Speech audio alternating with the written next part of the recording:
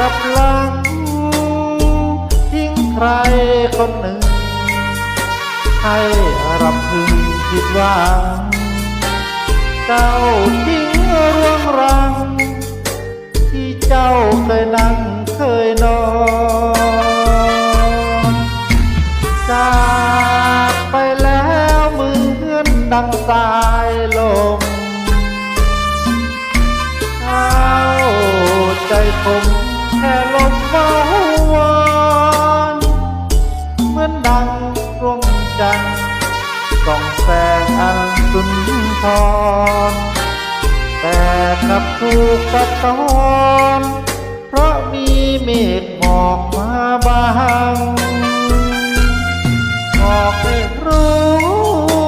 ว่าฉันเป็นคนอกหักถูกผู้หญิงตัดรักนี่แหละความผิดหวังเหมือนจะร้องไห้เหมือนจะดีใจเหมือนคนคุ้มข้างคนที่มีความหวัง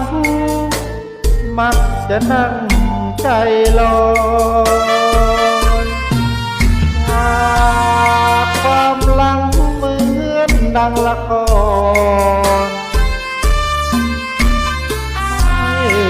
อาจย้อนถอนไม้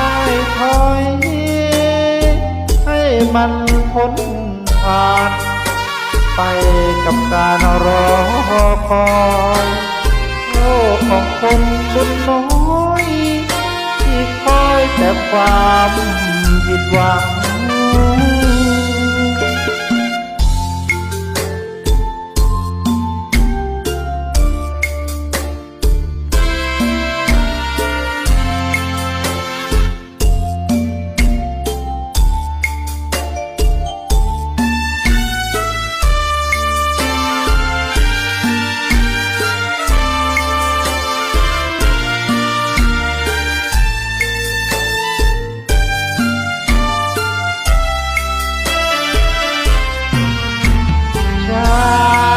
ความหลังเหมือนดังละคร